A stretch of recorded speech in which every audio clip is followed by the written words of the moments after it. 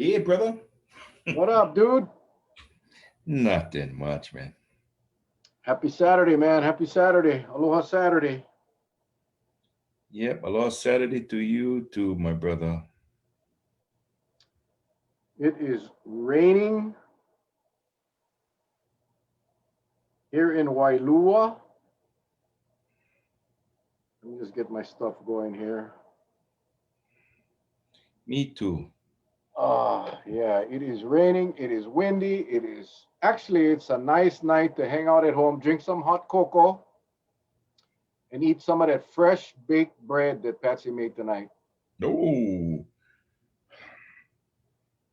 Bro, that thing, when she was baking the bread initially, it take her all day. She made all the dough, and then she had to let them rise, and then when she'd put them in the oven, it smelled like, you remember when you was in elementary school and they used to bake the bread and that smell go right through the whole cafeteria.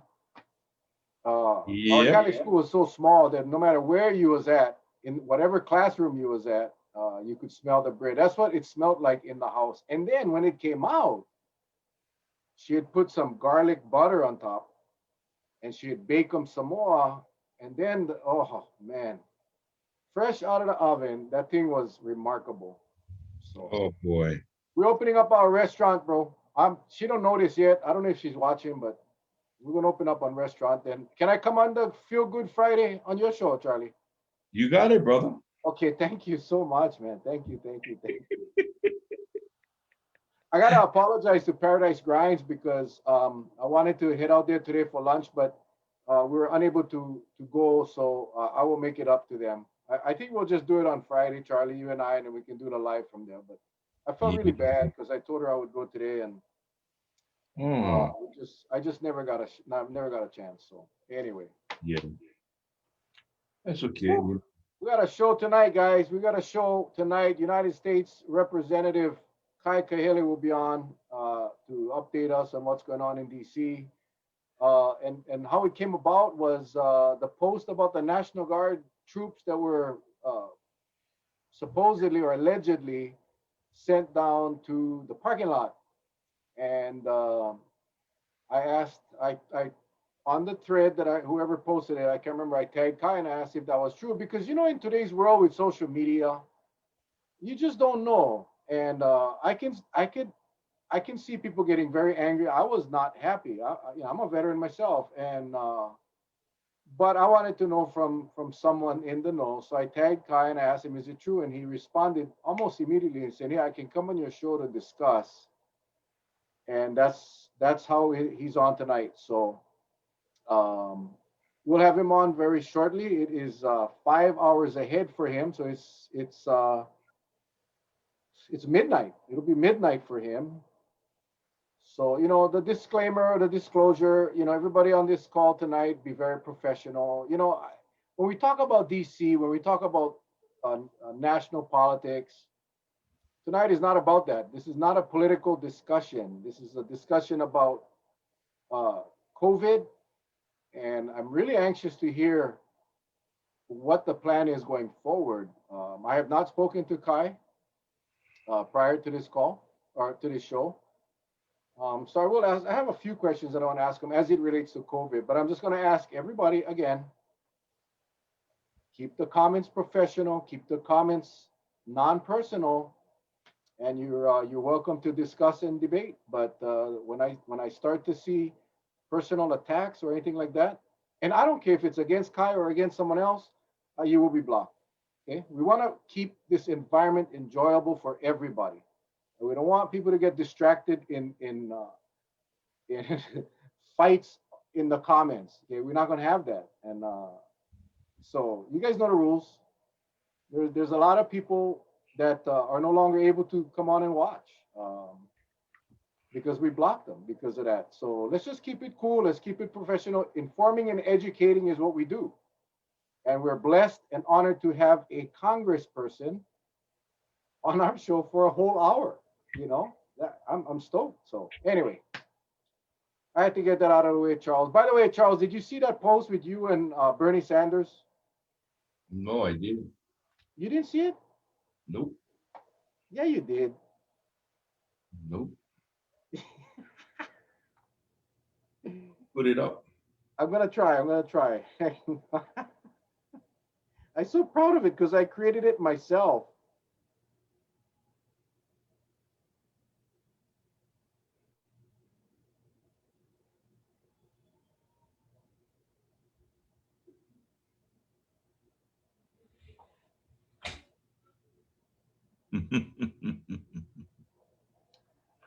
Brother Bernie. Brother I had Bernie. the original caption I had was "My bodyguard," but I thought I just was feeling cute, man, and I just thought, it's a pretty cool picture. Charlie behind the, making sure nobody hurt Bernie, make sure he don't fall off the chair.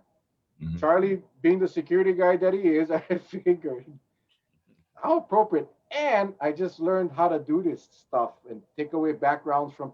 I'm dangerous now, Charlie. I am so dangerous now. Oh boy. What? Look at Yeah. all the hearts, man. Look at all the hearts, Charlie. They love it. I think it's so cute. Yeah. In fact, what people don't know is I had an opportunity to meet Mr. Sanders about 2 years ago.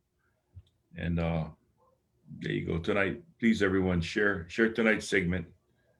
And I ask you to please share when you have the opportunity. Hit the share button. Okay. But 2 years ago, I met Mr. Sanders, and I tell you, it was an experience. I I will be forever blessed. I mean, not many of you know the guy, I'm sure, but if you have the opportunity, I would say, he's approachable. You can go up and talk to him. He's he's there. I guess he's from Vermont, that neck of the woods. So um, I think he's gonna be here. He bought a business on Kauai about 6 months ago. I didn't know. Oh wow. Yeah, so he's gonna come back, and Mr. Sanders will be right across from Lihui. The Kentucky Fried Chicken. That's Mr. Sanders. That's where I met Mr. Sanders at Kentucky Fried Chicken. You know, Colonel was his I, first name.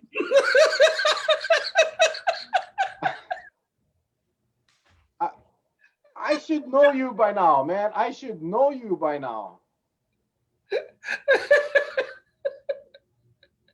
Golly, I should really know you by now.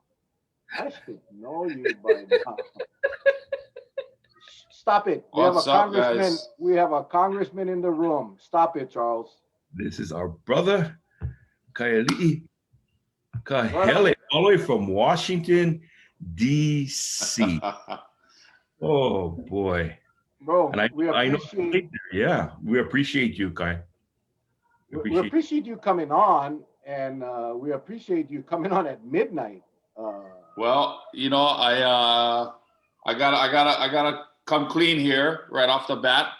I don't know if you guys can hear the Koki frogs, but Oh, he's Kai home. is back in Hilo. Kai is back in Oh, yeah. Welcome home. Welcome home. Okay. here. Arrived about an hour and a half ago, and Oh, I will say I'm probably on East Coast time Yeah. in terms yeah. of my sleep cycle, but that's okay. I'm here for you guys tonight, and then I'll go more and more with my daughters. But yeah, we flew home. They changed the congressional schedule last week, and so got a week home in the district. Well, Well, I I was sharing it's I still. was sharing with Mel. I don't know if you heard that I had an opportunity to meet Mr. Sanders because he got a picture of me and Bernie Sanders. So I was sharing with everybody that Mr. Sanders just bought a business here on Kauai 6 months ago. It's right across from the Hilo Hatties, and it's there it is. Nice, nice. Yeah, it's but Ah, The Sanders I met was Colonel Sanders at Kentucky Fried Chicken. So oh, it was a right different. on, man. Right on. Well, Well, Kayak, how's we we things? we know that your body is telling you it's midnight, so we're gonna respect your time. We're gonna get right into it. But before we go into the discussion, Charlie called me today and he shared with me some things that went on the Big Island. Charlie, maybe you wanna Yeah. talk to our viewers and. Well, our viewers, what many of you don't know is the generosity of our congressman, along with the Senate President Ron Kochi. And Hawaii Island has produced some really good sports players, and everything starts from small kid time. Well, it started off in a little ball field in Keakaha, and so we wanted to surprise you, Kai, and bring you back down memory lane. So we got some pictures that was sent to us that you may or may not know. This is happening today. Oh wow. You remember the dugout? Yep. The dugout. Yeah. Okay.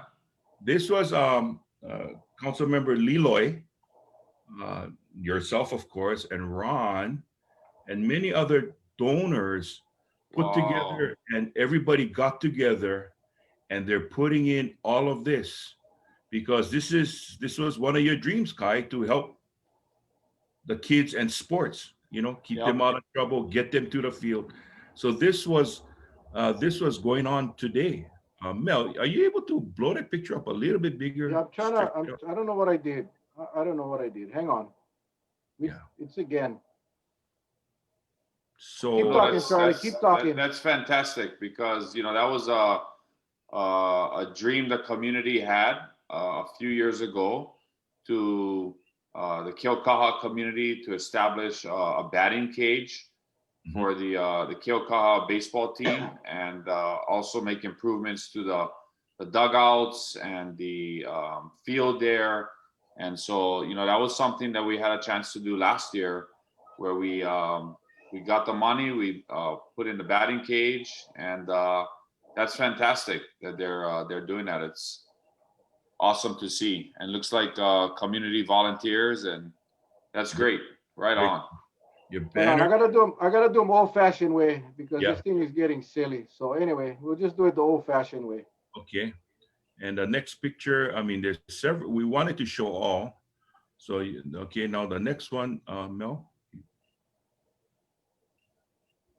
because right now you're on the selection screen. It's not going. No, that's all right, Mel. We can come back to it later. But Kai, we Okay. wanted to surprise you. We had a whole bunch of pictures there that was Awesome. taken today, and that intermingled when before everything was just bare. It didn't have, and then Yep. it showed the time that we finally got the batting machine for you, Yeah. Yeah. and Yeah. it was Yeah. Stephanie and I got to join you as well, along with my brother-in-law, and it was just a nice event. So we just wanted to share a little time that your friends from the Big Island put their hard sweat into making it, getting the bleachers ready, painting, putting Yeah. the dugout together, because they knew that you were coming on too as well. So we just wanted Oh, something great. sent to Well, you. it's all it's all for the kids, right? Yeah. Now and Charlie, it's all for the kids, and our children are our future. Mhm. They are the future leaders of Hawaii and our community. Yep. I think when we spoke there the last time talking to the kids, they're they can be the future Colton Wongs, right? Oh, yes. Onin Yes. Masaoka, or there's so many different great baseball players that have come out of Hilo and Hawaii Mhm. Island, and they can follow in their legacy. So that's what we wanted to do last year, and it's great to see it come to fruition, and they continue to expand on the existing facilities that we had a part in, working Mhm. together with you and staff, and of course the Senate President, who came all the way over to Hilo just to be a part of that. So that was great. I had fun taking some wax in a batting cage. I don't know if you remember that, Charlie. Yeah. Yeah, I almost hit on home run, I think. We had fun. Well, as you know, I didn't participate because I'm one of those. There you Yeah, go. there you go. are. Right there. Yeah, Yeah, that was I am one of those that have a tendency of getting in awe when I see the ball coming and I don't duck quick enough. And usually I try to hit the ball in my face. So I just said, you know what, I will stay away from that today. Right on. No, thanks for sharing that. Now that I'm home, I'm going to drive down this weekend and go check it out sometime. See Right how it's on. coming along. Mel? All right, Congressman. Let's start where it started. I was explaining before you came on that it started with a Facebook post. There was a post someone posted about our troops in the parking lot of the Capitol building, and I tagged you and asked, "Is this true?" And you offered to come on to discuss it on our show, which I got to tell you, man, that means a lot to Charlie and I when you are willing to come on our show to discuss. So let's start with that, Congressman. Give us your insight on what the heck happened over there and what's the truth. So my personal opinion is that the story that made national headlines very quickly was probably blown out of proportion, and there was politics got involved in the story as well, as you saw. Different commentary being had from both sides, but just for full context for what happened. So there were a few hundred National Guard troops that were requested to be brought into the nation's capital leading up to the January 6th Electoral College certification. Of course, we all know what happened on January 6th, and that led to thousands of National Guard troops from all 50 states and all the territories coming to Washington, D.C. to prepare for and provide security for the presidential inauguration. That was a Herculean effort from the Air National Guard units that flew those troops in. Our own Hawaii National Guard provided 200 soldiers and airmen. There was one Air Force Air National Guard airman that accompanied the other 199 Army Guard soldiers. But at full peak, by the 20th of January for President Biden's inauguration, there were 25,000 National Guard troops, and they were all over the city. They were not just at the United States Capitol. They were at every checkpoint, just everywhere. Anywhere you looked, you saw National Guardsmen there. Now, the National Guard has the military as a whole has specific rules, and you would know this, Mel, as being in the Air National Guard yourself. It's called the Posse Comitatus Act, which prohibits the federal government or utilizing the United States military for domestic purposes unless there's a really, really, really good reason. So we cannot take Title 10 active duty military and use them for domestic purposes unless it meets certain specific criteria. So, but the National Guard is different. The National Guard has its origins 100 years before the Declaration of Independence. 1636 is when the National Guard started. And it was farmers and just your everyday townsfolk that provided the militia, the early Minuteman, who helped our country in its infancy when we became a country. So the National Guard is now almost 400 years old. It has a proud history in our country, and whether it's Hurricane Katrina or securing the border wall, which is what President Trump used the National Guard for, or bringing the National Guard in to protect our nation's capital during times of an insurrection or preparing to provide security for the inauguration, that's when the National Guard is used. And so the Pentagon or the Secretary of Defense, or for that matter, the president, would ask their specific governor of that respective state and request that they need National Guard support. And it's up to that governor to provide that support. And so in this case, Governor Ige did through the Adjutant General Kenneth Hara, and they provided 200 troops.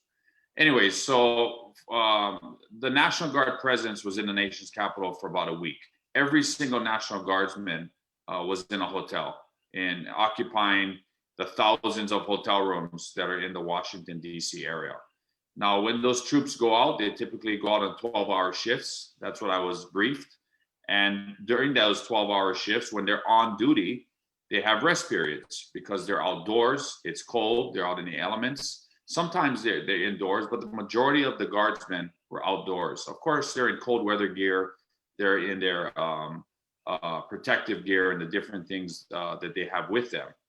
But on their rest breaks, they would typically go to certain areas to take those rest breaks. And those that were in the Capitol complex area would often take their rest breaks in the EVC, or what they would call basically the visitor center in the U.S. Capitol. For those of you guys that have visited the Capitol, Emancipation Hall, where Kamehameha the Great statue is, that is typically where the National Guard was taking their rest breaks. And so in this particular case, the inauguration was done. Most of the National Guard troops are about half of them are all starting to come home now, to include our Army and Air Guard troops that are coming home over the course of this weekend.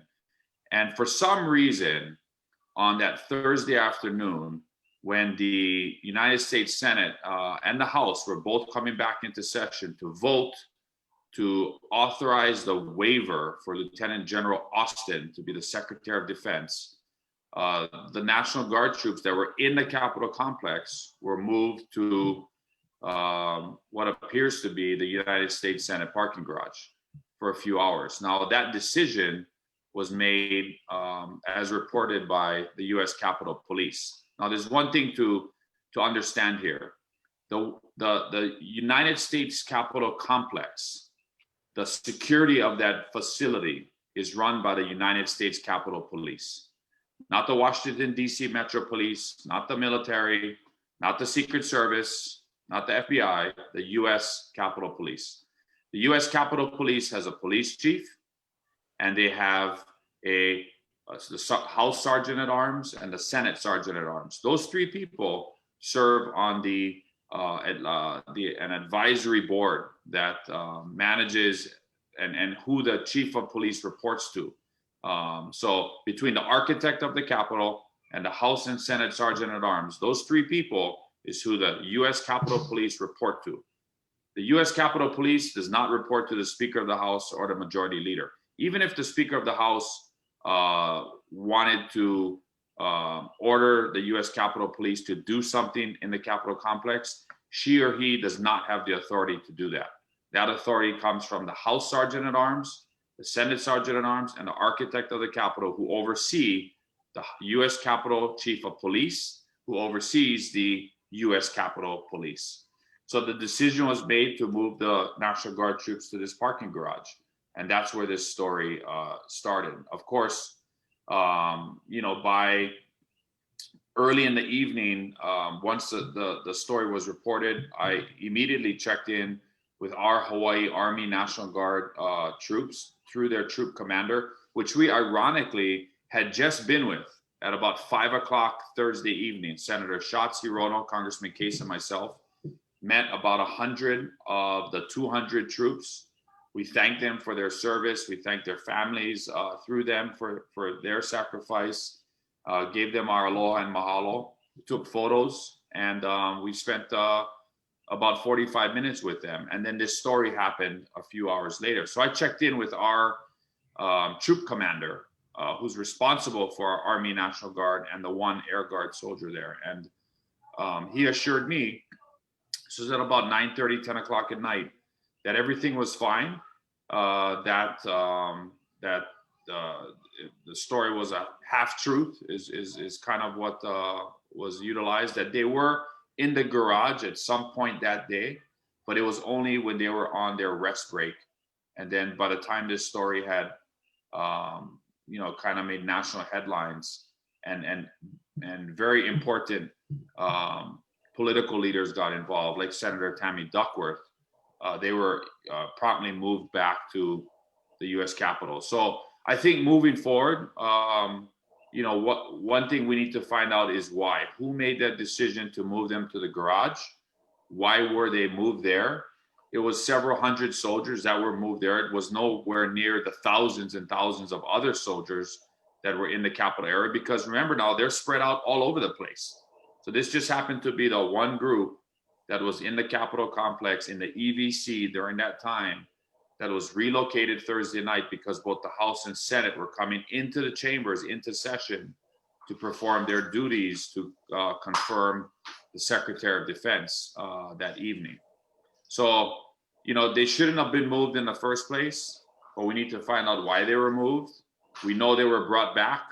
And I know that our Hawaii Army National Guard soldiers were not affected by this. And I was assured that evening by their troop commander that they were absolutely fine. And so, you know, we will definitely look into this, but, you know, I just want to make sure that everyone knows how thankful we are, the congressional delegation, of every single one of those soldiers and airmen that came to Washington, D.C. on very, very short notice. Their families that, you know, had to sacrifice in having their husband and wife or son or daughter or brother, you know, sister be deployed on very short notice to our nation's capital. And we, you know, sincerely appreciate their sacrifice. You know, many of them were on 12-hour shifts. They were outdoors in very, very cold temperatures. I'd say in the 30s and 40s. You know, and they worked really, really hard to ensure that the inauguration of President Biden went safely, that there was a peaceful transfer of power, that people like myself and my wife who attended the inauguration felt safe there, and that we could attend. And so we, you know, just deeply appreciate their sacrifice and their efforts. Absolutely, absolutely. Well, thank you for the explanation. I know from the news reports that I've heard since then, there's a lot of you that are asking for answers to find out what exactly who ordered the move. And it was interesting because when I saw the picture and I took a better look at the picture, the sign was clear that it was a resting area. So we look forward. Like I said, I mean, every single guardsman that came to DC was in a hotel room, had a hot shower, and were billeted probably much better than we were billeted when we went to Iraq or Afghanistan or on major deployments, you know, overseas. While they were on their shift, when they needed a rest break, in this particular instance, this is where they were sent to be on their rest break. Now, you know, the larger issue is, and I talked about it a little bit earlier, is how the functions of the United States Capitol Police function to secure and protect the United States Capitol. You know, it doesn't seem right to me that, you know, the House Speaker and the Senate Majority Leader do not have some type of oversight or direct say in how the U.S. Capitol Police manages the United States Capitol complex, which is an issue. And it is an issue that is going to be investigated because decisions that the chief of police, who is now resigned for the U.S. Capitol Police, and the House and Senate Sergeant at Arms and the architect of the Capitol, those decisions that were made to leave the Capitol so vulnerable on the 6th of January and allowed, you know, thousands and thousands of individuals to come onto the Capitol complex and hundreds of those individuals to penetrate the United States Capitol, quickly overwhelming the U.S. Capitol Police there that did their best to hold them off. Those decisions, we need to find out why that happened and how can we change the current model of the U.S. Capitol Police so that there's more say and more oversight by, you know, senior members of Congress who can make those decisions. So we're going to find out about that. But, you know, this is unfortunately another black eye on the U.S. Capitol Police just 3 weeks after the 6th of January. So, yeah. You know, as a member of Congress, I'm concerned that there is this pattern of poor decision making that is happening that is not good, you know. And it's not, when we're trying to reassure the American people and the world that our United States Capitol is safe, that we have people making smart decisions, that we're putting our soldiers and our airmen who have sacrificed so much to come to our nation's capital to protect it. You know, in situations like that, we need to find out why. Kai, in reviewing, and I didn't want to talk about, well, me personally, because it's very hard when we're here in Hawaii and we're looking at everything via a national syndicated news station, right? But fortunately, because some of the individuals that partook in this insurrection were so proud to probably use their brand new smartphone, they did what most investigators do, and that is take more pictures than you really need, because you'll never know when it'll come in handy. And fortunately, it'll come in handy in the investigation. Yeah. My question is, though, and this is something that I've talked with Mel about it before, and I'm sure that many other law enforcement personnel out there probably would feel the same. There's a stark contrast in the training that these Capitol Police got that doesn't seem like the norm, and I'll tell you the reason why. There were some photos taken where you're always trained to protect your weapon at all costs. You're always trained that when you got a line, a defensive line, you don't break that line. No matter what you do, you hold it to the very end. And just by watching some of the police, how they were grabbed and the defense tactics they were used, I'm pretty sure in normal training scenarios in a police department, they teach you how to defend yourself against those grabs, which we didn't get to see that much. And now it could be, because it was just chaos and there was just so much at one time. And that's why I didn't want to comment too much on it. But yet I just saw that there was that minuscule breakdown can lead to a bigger and worse thing happening, maybe the next time. Do you know if these kind of things are going to be addressed? Because there seems to be the safety component is the thing that's worrisome based on what the general public saw via the news media.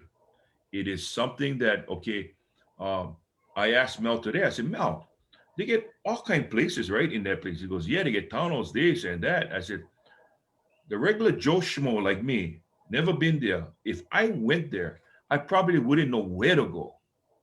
But yet everybody seems like, well, seasonally they go to the Capitol just to walk around, because they were walking in places that I even told Stephanie, these people really look like they know where they're going. And those are the kind of things that. Yeah, there will be a presidential level, possibly commission or a congressional commission similar to the 9/11 commission that will be convened to investigate what happened at the United States Capitol. Keep in mind, the last time the United States Capitol was ever breached was during the War of 1812. Just think about that, right? This is 2021.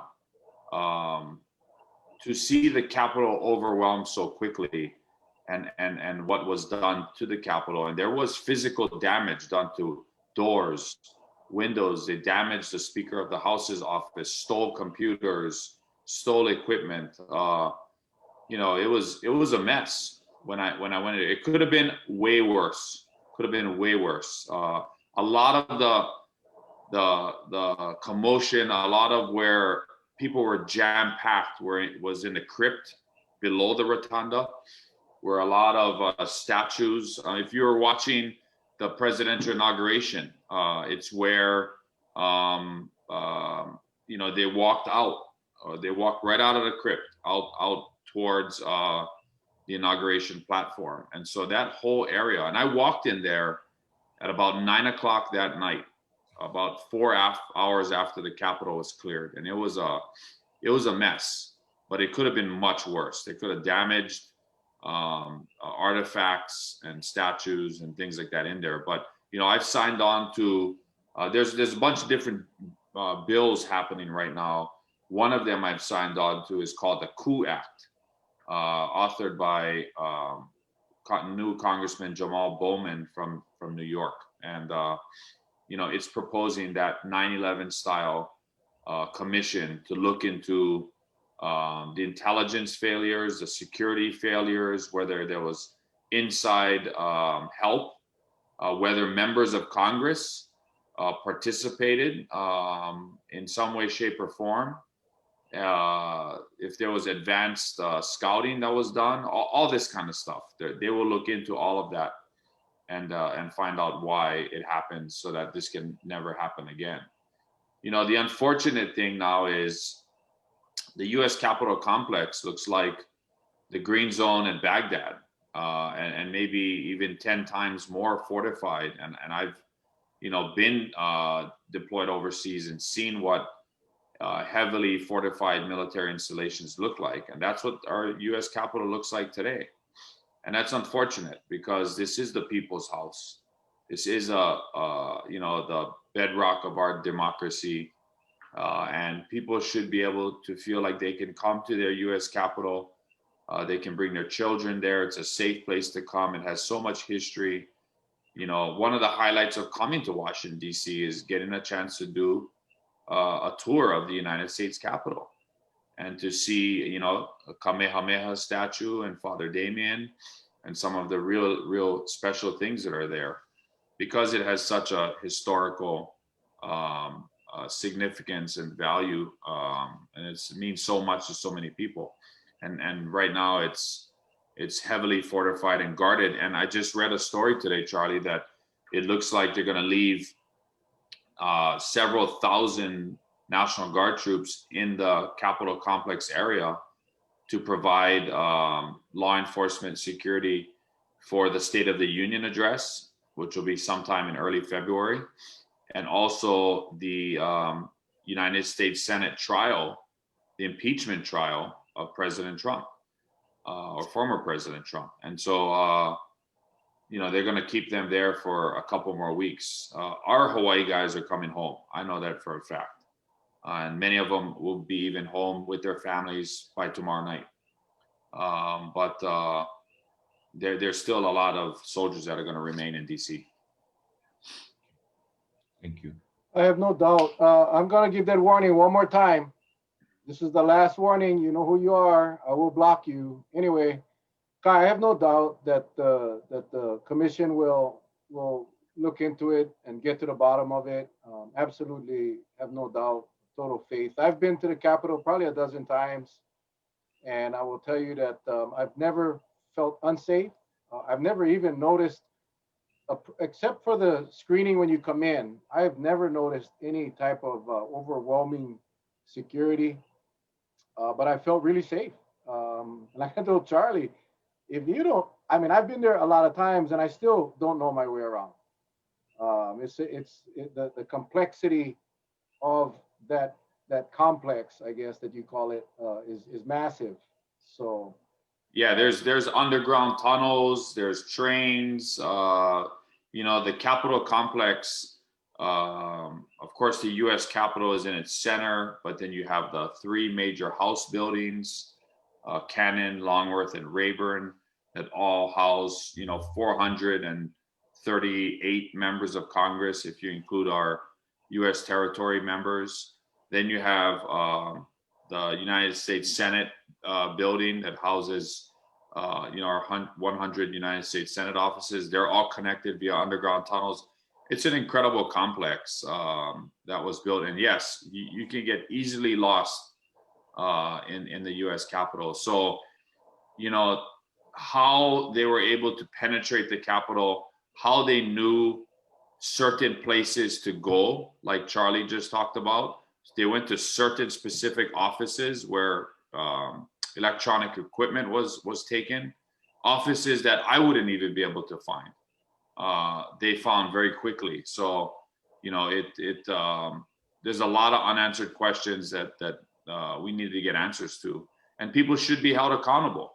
One of the things I was very, very disturbed by was that military members, both current and former, veterans allegedly participated in the insurrection on our capital. And we know for a fact that at least one, or at least one or two were already arrested. One guardsman was arrested.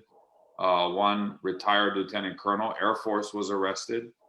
And I have a major problem with that. If you came to peacefully protest, that's different than penetrating the U.S. Capitol. In one case, the Air Force lieutenant colonel made it to the floor of the United States Senate. He had zip ties with him. He was in a hardened helmet, and those people should be held accountable. And so I authored a letter, a bipartisan letter, a matter of fact, that we sent to the Secretary of Defense, asking specific questions in what they would be doing, both in the short term and the long term, for situations like this. And I think everything's on the table. We all, those of us that have served, we swore an oath to protect and defend the Constitution against all enemies, foreign and domestic. And unfortunately, these individuals allowed their judgment to be clouded. They forgot why they took that oath, and they turned against their country. And they should be held accountable, and they will be held accountable if convicted. I think I know it's very early. The FBI and everybody else, all the different agencies in their investigations, it's pretty early in the in the inquiries. I think when it's all said and done, we'll be pretty surprised. I think some of us won't be surprised because it's just the country, the society that we live in today. But at the end of the day, I have no doubt they'll get to the bottom of it, and you'll see a lot of people being held accountable. And I think some of their positions in the country, whether it's the military or whether it's in Congress, I think it'll surprise a lot of people. So we look forward to the conclusion of that investigation. But I kind of wanted to jump to COVID real quick. I saw in the news tonight, Congressman. Hang on, I gotta take care of business real quick here. Hang on. I just had to block somebody. I'm sorry. It gives me great. Hang on. Sorry, Kai. I just gotta do this. It's your show, right? It's your show, so you do whatever you like. Yeah, I try my best to tolerate, but when they become intolerable, then I'm sorry. Anyway, I watched the news tonight, and I saw, and I don't know how new this is, but it's the first time I heard it, that in fact the UK found that the new variant that they have going around is actually 30%. Their evidence is showing that it's 30% deadlier than the existing virus. They had a doctor explain that whole thing, which was kind of concerning. Now, combining that with the shortage of vaccines that we're seeing across the country, do you foresee our country at some point doing what other countries have done, where they basically shut down the country for a period of time until they could get this virus isolated, and then at some point, as they open, the restrictions are very, very strict. I've been reading now, more and more am I reading on these countries, some of them which I've never heard of before. But the majority of them, vast majority of the successful countries are requiring, when they open up, are requiring 14 days quarantine in a facility with multiple testing. Do you envision our country ever moving in that direction? Because it seems like this virus is out of control. So a couple of things. I can't speak to the new strain of the virus being 30% more deadly. I was briefed that it was more contagious than the existing strain, and that the new variant had already made its way to the West Coast in California, but had yet to make it to Hawaii, but that it is more contagious than the current COVID-19 virus that we have. but that the vaccine, should you have received the vaccine, was just as effective with the new variant than the current, COVID coronavirus that we've been dealing with. So that's what I know on the new variant. Now, as far as, what our country does, I mean, I think, President Biden has already started to do what he can within his authority and presidential powers in terms of, requiring mandatory mask wearing on all federal property, which he's already instituted, masks on, commercial air travel and different things like that. I don't know. It's hard to say, what he's going to do next. Of course, I think he's built a great team around him. It's good to have Dr. Fauci back, and as part of the White House briefings on COVID-19 and that expertise. I think he's his experience and his guidance is widely respected in some respects throughout the country. But you're right. I mean, there are other countries that have taken much more, draconian steps and totally shut their borders down and seem to have gotten the virus somewhat under control. But I don't know. Hard for me to say and speculate what he's going to do. Fair enough. I did want to say, because I'm getting corrected by so many people, that it's not more deadly, it's more contagious. Like I said, in the UK, tonight's news, they spoke to their Surgeon General or whatever they call their doctor, and their evidence in the United Kingdom, I'm not talking about America, I'm talking about United Kingdom, their evidence has shown that the new variant is 30% deadlier. It's much more contagious. They also said, as you just said, Congressman, that the vaccines seem to be fighting off the variant as the original virus. So that is the good news. The problem is that with the shortage, it's going to take a while. I see now the CDC is suggesting that we give that second shot 6 weeks after the first shot. Now, the vaccine companies declined to comment on that, and it was a little concerning. But the CDC is saying six weeks, 42 days after the first shot, the memory of the first shot, the antibodies the antibodies generated by the first shot should retain the memory for 42 days. So that is a little will give us some breathing room. But interesting that with an increase of virus or possibly more dangerous virus, with a reduction or a shortage of vaccines, it's kind of scary. It's kind of scary. It is, and I'm reading some statistics that since you guys are both on Kauai, that a little over 7,000 people have received vaccinations. This is according to the Garden Island, and this represents about 10% of residents on Kauai.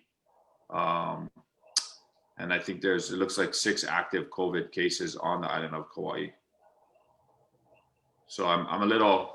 How are things on Kauai? I know Mayor Kawakami opted out of the pre-travel testing program. Is that still in effect?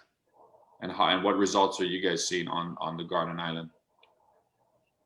Yeah, he's opted out of for Trans-Pacific.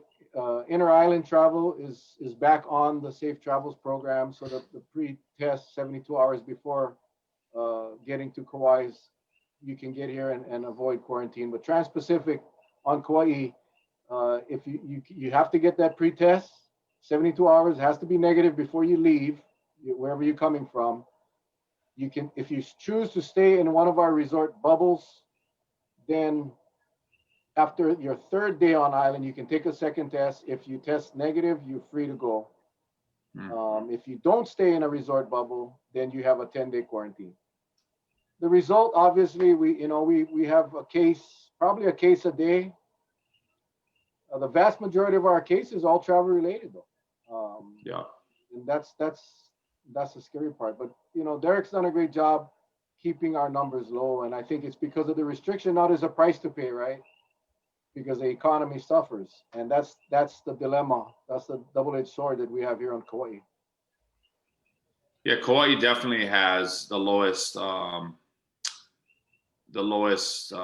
COVID counts in the state, and has consistently trended downwards. Especially after the mayor opted out of the pre-travel testing. So I mean, there is some truth in some of these isolation efforts. I think one thing we can all agree on is we don't need that, and we don't want that very contagious strain to migrate from California to Hawaii, right? We need to do everything we can to keep that thing out of the state of Hawaii. And I think it's really important on, every airline and airplane that's coming in from the West Coast, especially from the state of California, that, there's extra scrutiny that happens on those flights and with those passengers and those travelers. Well, I will say so. I'll say this, and it's coming from everybody who knows me knows that I'm very simple, and I'm gonna give some thought-provoking, well, basically thoughts here for everybody to think. If this variant is so contagious, well, is more deadlier, then in reality, there is no such thing as asymptomatic anymore. Because once you get it, you will not be asymptomatic. The way I looked at it, because it's more contagious, why people are dying, that seems like it's more dangerous, is this thing is outrunning us. So we're not catching up to it. And that's why people are dying, because this thing just spreads faster. Now, if you were to take two people with the variant and one without the variant, I think if you treat them the same, you'll get the same results, I would think. But if the thing is just outrunning us, I mean, some medical science is jogging right now. This thing is sprinting and we're not even catching up to it. And that's what it looks like to me. Now, if there's somebody out there saying, Uncle Charlie, you stupid, you wrong, then tell me so. I can buy that. But I think right now, what I would like to see, and the question I'm going to pose to you, Kai, is that having the opportunity of now being in Congress. I remember in one of your speeches, you said that your goal is you would like to work in conjunction across the aisle to make it, to try to get both sides on, that's your goal. And I know that's a tall order to fill. With regards to combating COVID, do you think that your counterparts, your colleagues across the aisle, do you think they're coming at least to the halfway point and meeting with the Democrats in moving forward to really try head off this virus? Because they talk about herd immunity so much. I'm afraid that once they say, okay, we reached a 70%, 75% goal, we got everybody vaccinated, the other 25 to 30% who wants to get vaccinated might not get vaccinated because why? We met the threshold that we're looking for. So that means that this 25 to 30%, you're going to sacrifice them. You're just going to have to let them die. And I don't buy that.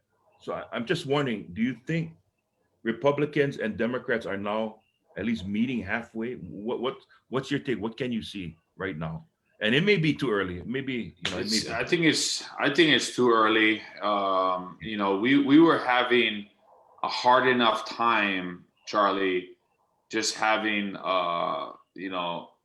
members from the Republican Party in Congress wear their masks in the House floor. It's totally different. If you go to the Capitol, you can tell what offices are Democratic and Republican. Some of them, most of the Democratic offices are all teleworking to keep their people home and not bring them into a confined space.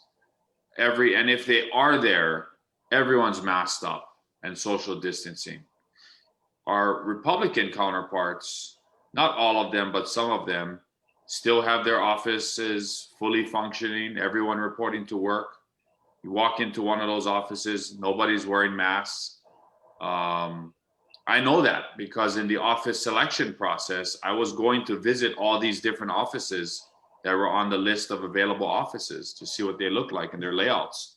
And I would walk into a Republican member's office and all the staff is there. Nobody's wearing masks, nothing, you know. And so even on the House floor, you know, we had to pass or in the rules have to pass a mandatory mask wearing, that you had to wear your mask on the House floor.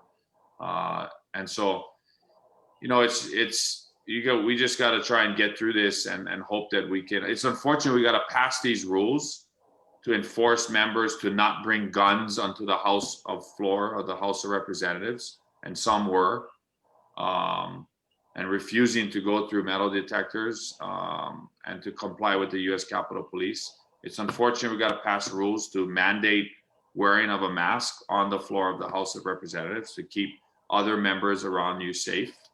We'll just have to see. You know, I don't know. Okay. So, and Too early. And the other reason I ask is because, you know, just following the news, because that's the only thing that we can depend on.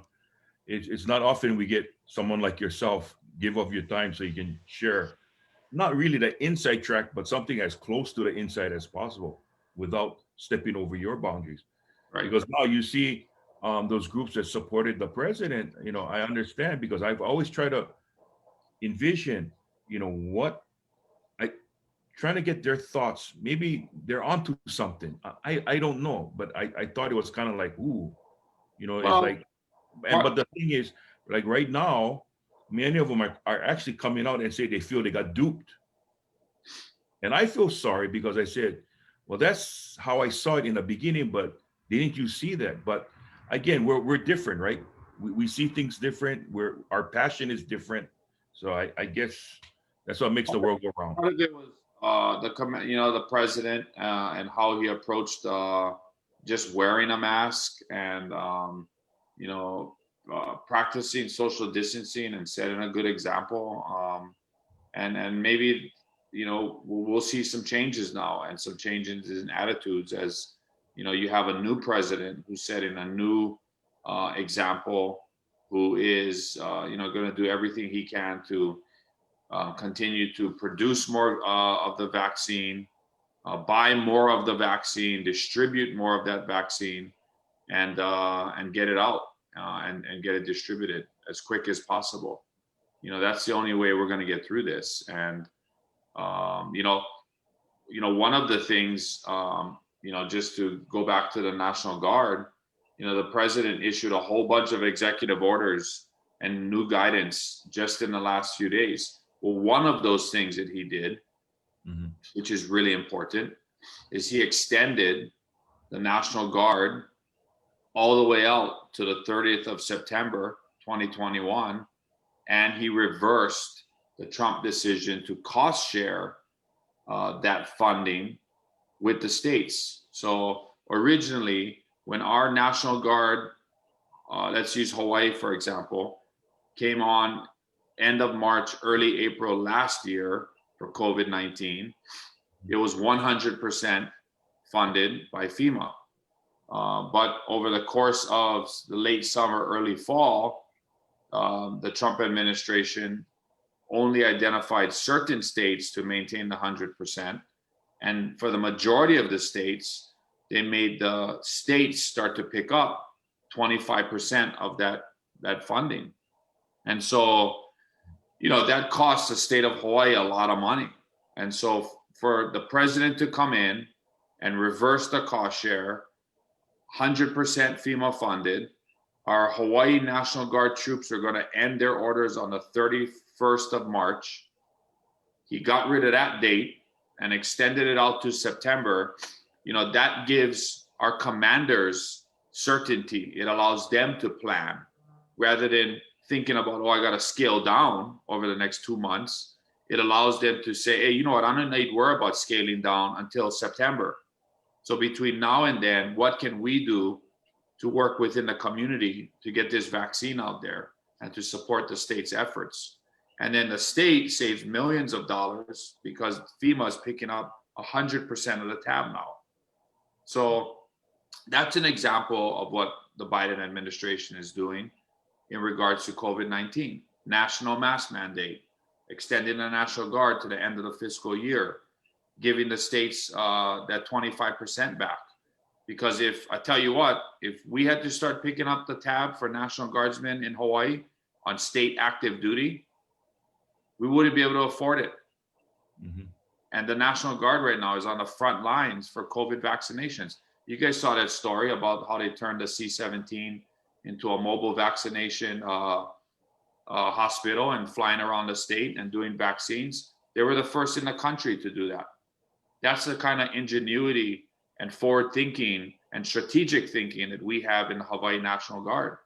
We got good generals out there like General Kauivi, General Hara, and others that are really smart guys, and we need to support them. So anyway, I'm just saying, I think it's a new day in our country. It's a new day in Hawaii, and I'm encouraged by President Biden's leadership on COVID-19. And, you know, I never would have thought, and I know you guys started doing your show, I think was last February is when you started, that we would, a year later, practically still be in the same situation we're in now, except we have 400,000 Americans that have died.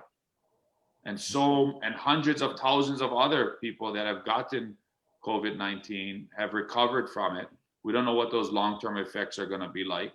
Look at the devastating damage it's done to our economy and our nation's economy. Man, we got to get through this, guys.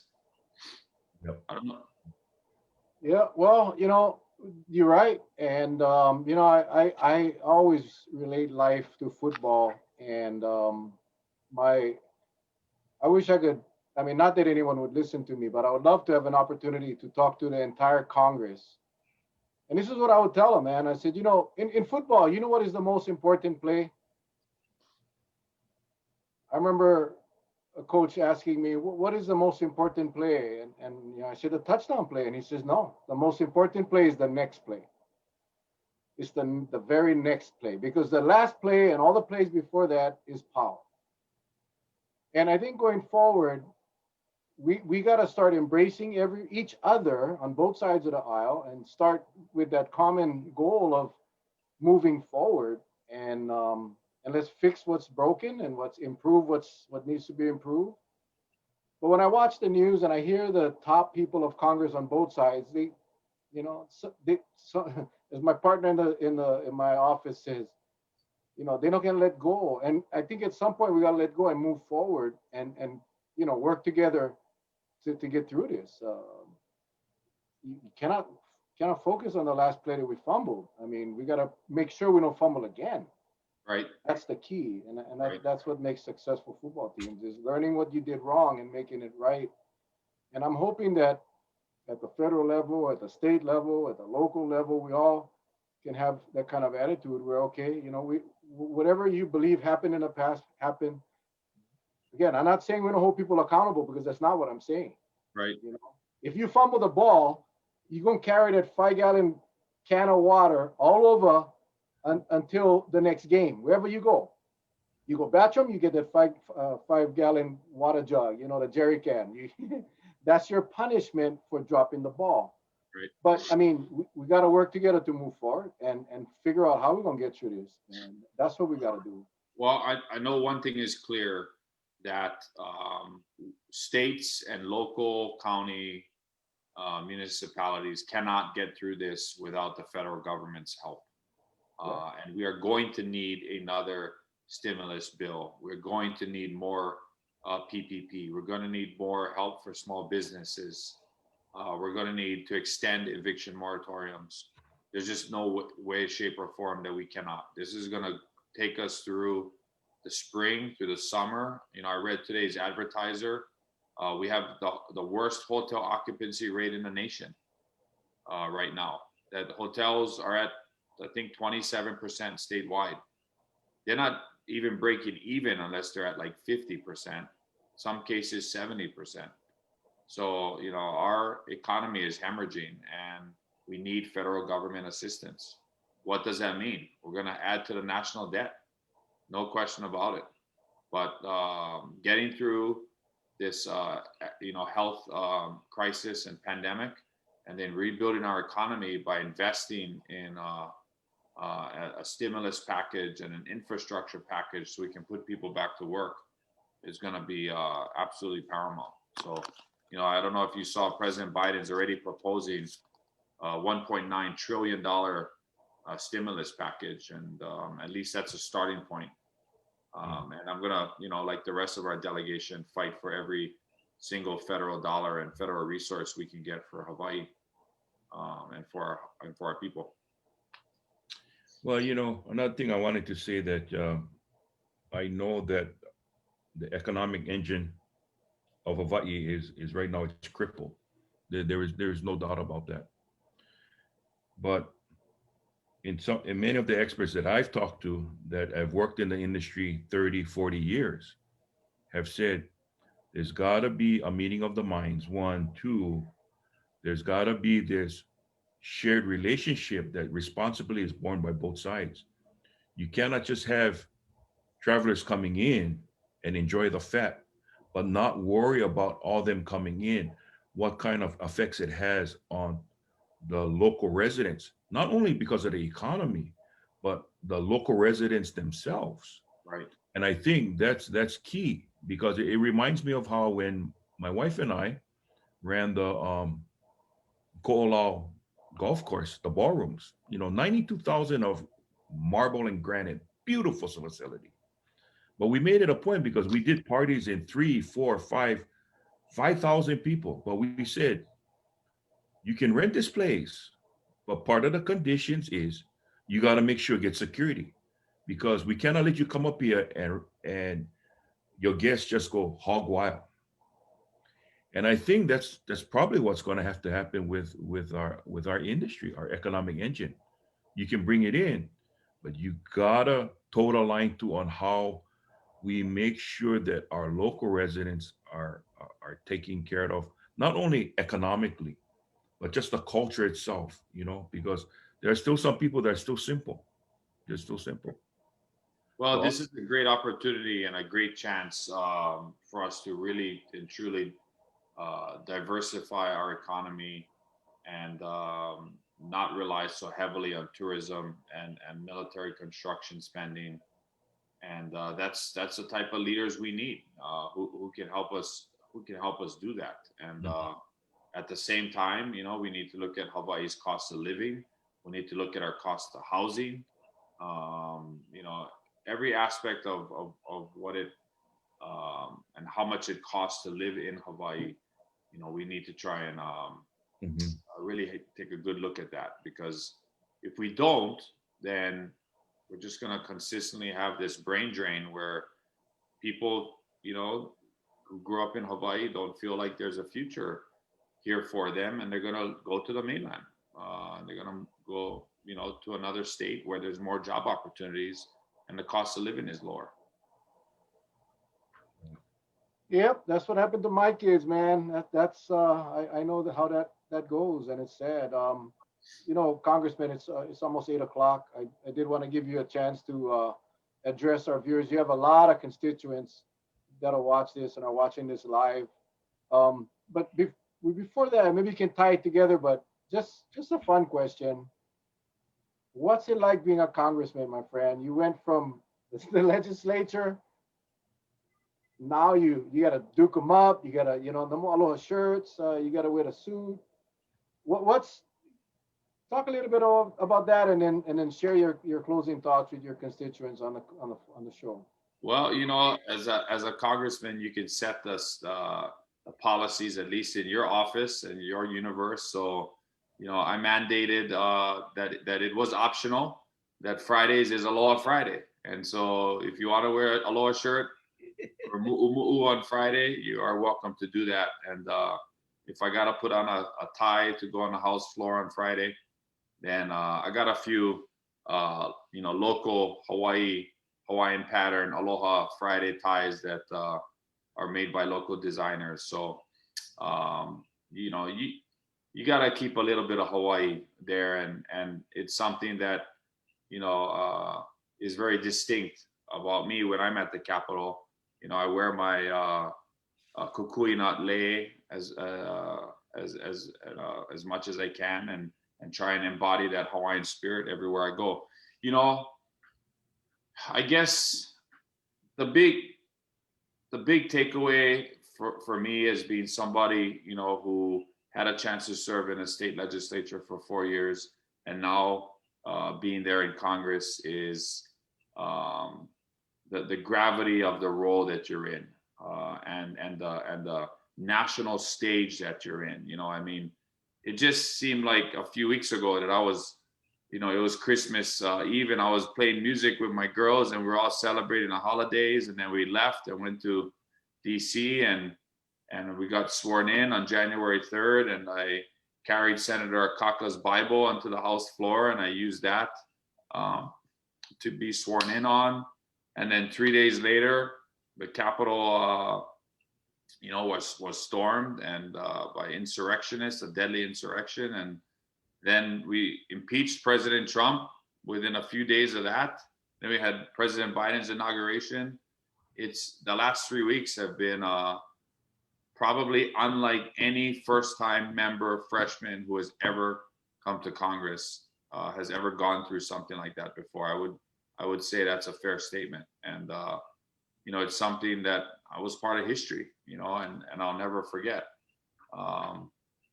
And so, it's just a tremendous honor to represent Hawaii along with Congressman Case in the House, to represent the entire island of Kauai, all the neighbor islands, and half of the island of Oahu. When I walk around, I think about the people that walked around before me, all the way back to people like Prince Kuhio, and when he walked the halls of Congress. And so, it's a tremendous honor, but it carries a heavy responsibility.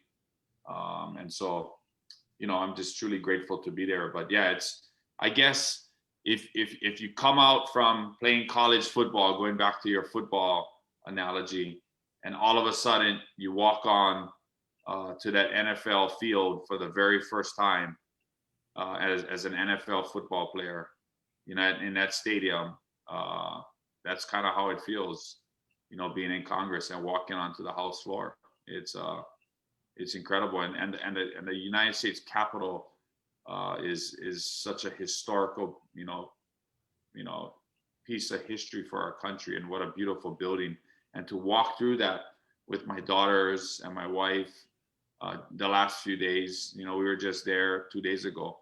It's very, very special. So super excited. I'm really excited for Hawaii, and it's time to get to work now.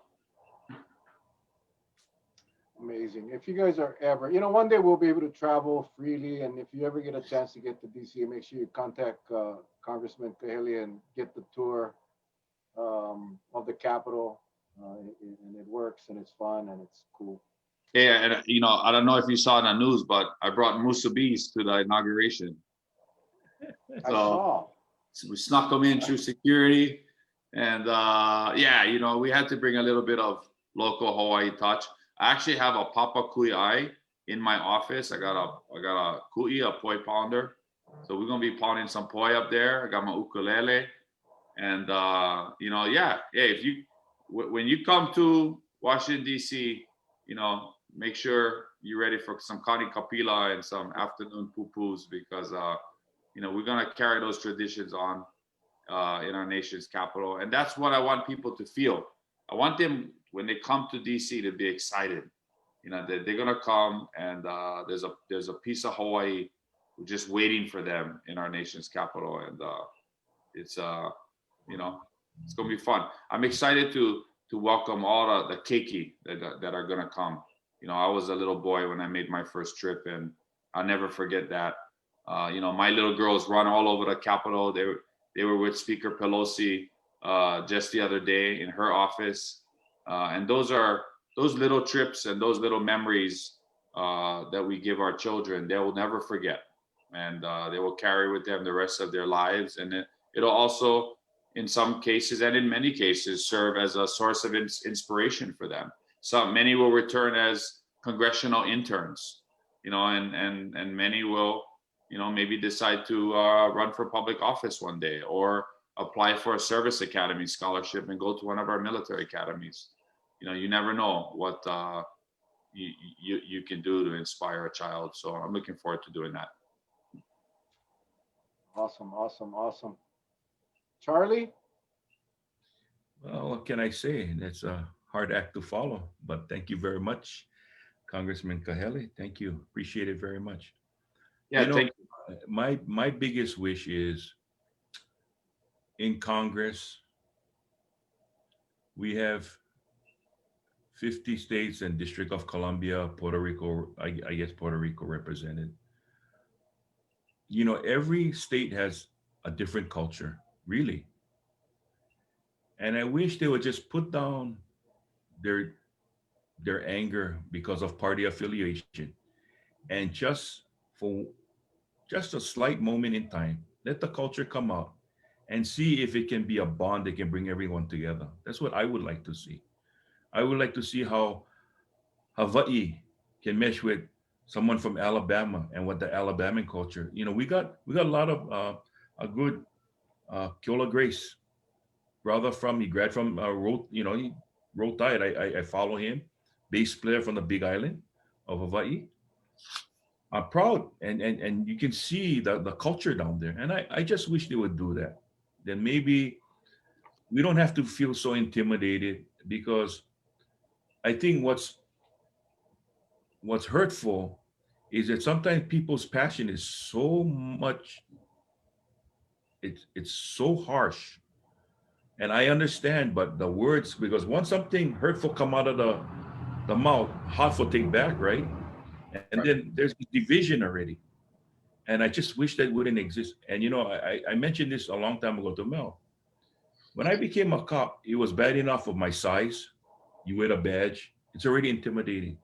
And I always felt when no matter who I talk to, I go and sit down so I can look them eye to eye. So we start off on the same playing field. And you give that person the same courtesy as if you would want that courtesy.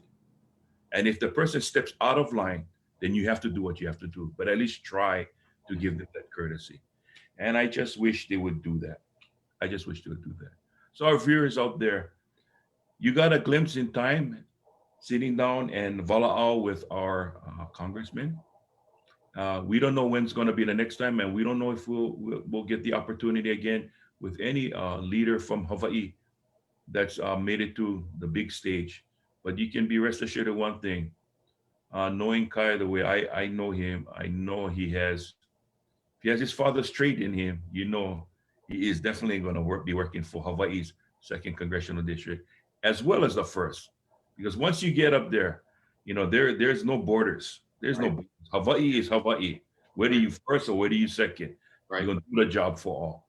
So Right. we are very fortunate. So thank you very much, Kai. Thank you. Thank you guys for having me. Mahalo, Mel. Thank you, thank you. I just want to say, Kai, I've had I was being blessed on the council to have been to the Capitol so many times. Back to Senator Inouye, Senator Okaka. I've just being able to go in their offices and listen to them speak, and how it was different back then. It was a lot different. I don't like put any additional stress or pressure on you, but I honestly believe that you are the one that will be able to change the attitudes of Congress because of who you are. I really believe that. And this means, I mean, not to disrespect the other members, the other senators, and the other Congress people from Hawaii. I'm just saying, you're different. You're a special guy, uh, and if anybody can change attitudes up at that Capitol or up in Congress, it's going to be you. And I think that's your mission. And I think it's a long. Thank God no more term limits, because you're going to take a while to do it. But I can envision you being the Senator Inouye at some point. Uh, Okaka.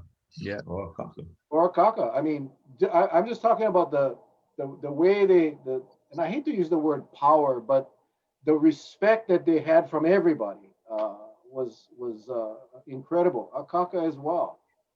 and going into Akaka's office and being able to see everybody walking around bare feet and having the musubi and all of that. But I think your mission is a tough one, but you got what it takes. I think we're your supporters, man. We're here. We got your back, and we want you to do well. Honestly, ain't a Democrat or Republican thing. This isn't. This is an American thing. Right. And I hope that you can bring these people together. You're gonna be there a lot longer than some of the antiques that are up there. So I look forward to good things from you, my friend. I really do. And thank you so much for giving us an hour and 9 minutes going. Really appreciate it. I know you're a busy guy. You're tired. You just flew back. You want to be with your family. So just know that we appreciate you tremendously. Appreciate your work. When you have this calming effect, boy, I feel so relaxed now. And Kai, I want you to do me a favor. Check with the Capitol Police first. If we were to send you Hawaiian salt, because I know they've never seen Hawaiian salt before. And like most TSA, they think that we are the cartel when we bring several gallon bags of Hawaiian salt, as if we're trying to bring crystal meth right under their noses. You know what I mean? So go check with them first before we send something to you for your office. Sounds good. And right now our office is closed because we're teleworking. But at some point, when the Capitol complex reopens, the House buildings reopen, we will have a traditional Hawaiian blessing and properly open our office. And so, and of course we carry ourselves every day with the aloha spirit. Whenever I see any member, and I'm still getting, it's 430 something members of Congress. And so, learning people's names, recognizing their faces when they're wearing a mask is like nearly impossible. So when I walk around, I just tell everybody aloha. I'm always saying aloha, aloha, how's it, aloha. They're looking down, they walk right past. I say aloha. And if there's anything I want them to hear every day is aloha. Well, just remember now, they were Chinese at one time, all of them. They have come from Chinese descent. So it's okay for you to yell out AU, okay? It's okay, if that works. Aloha, I stick with aloha. Yeah, please. Stick with aloha. No listen to Charlie. No listen to Charlie. No listen, yeah, really. No listen. All right, my friend. All right, guys. Go get some rest. Yep. Thank you. Give your family a big hug. Tell them we said thank you for letting us have you for an hour, guys.